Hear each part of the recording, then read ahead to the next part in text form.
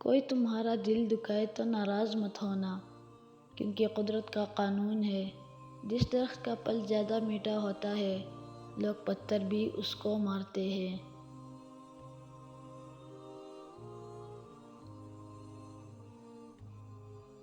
عقل مند کی عادت ہے کہ وہ ضرورت یا دلیل کے بغیر بات نہیں کرتا۔ حضرت علی نے فرمایا، جو تمہاری خاموشی سے تمہاری تکلیف کا اندازہ نہ کر سکے، اس کے سامنے زبان سے اظہار کرنا صرف لفظوں کو ضائع کرنا ہے۔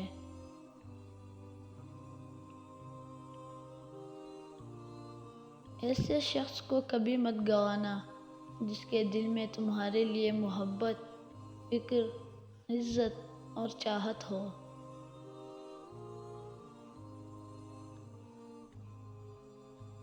حضرت علی نے فرمایا، زندگی کے 3 اصول بنا لو، اس سے ضرور معافی مانگو جس سے تم چاہتے ہو، اسے کبھی مت چھوڑو جو تمہیں چاہتا ہے، اس سے کبھی کچھ نہ چھپاؤ جو تم پر اعتبار کرے۔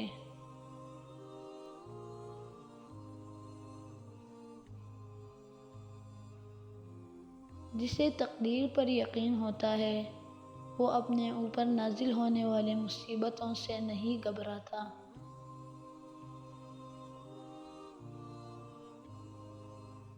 دوستی کا بر صرف وہ لوگ رکھ سکتے ہیں جن کے وجود میں سمندر جتنا دل ہو۔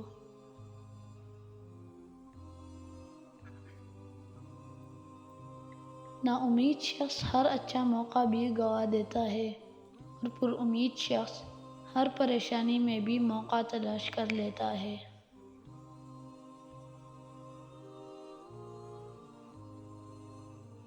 معاف کرنا سب سے زیادہ اسے زیب دیتا ہے جو سزا دینے پر قادر ہو۔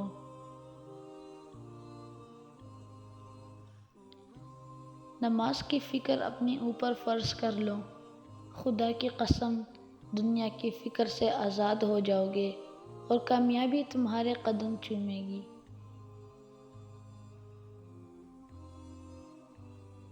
جس درخت کی لکڑی نرم ہوگی اس کے شاخیں زیادہ ہوں گی، بس نرم طبیعت اور نرم گفتار بن جاؤ تاکہ تمہارے چاہنے والے زیادہ ہوں۔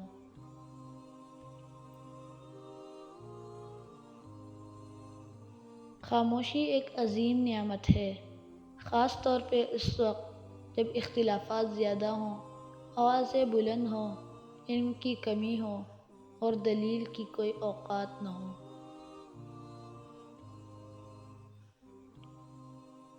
دوست کے ساتھ اس نمک کی طرح رہو جو کھانے میں دکھائی نہیں دیتا لیکن اگر نہ ہو تو اس کی کمی بہت محسوس ہوتی ہے۔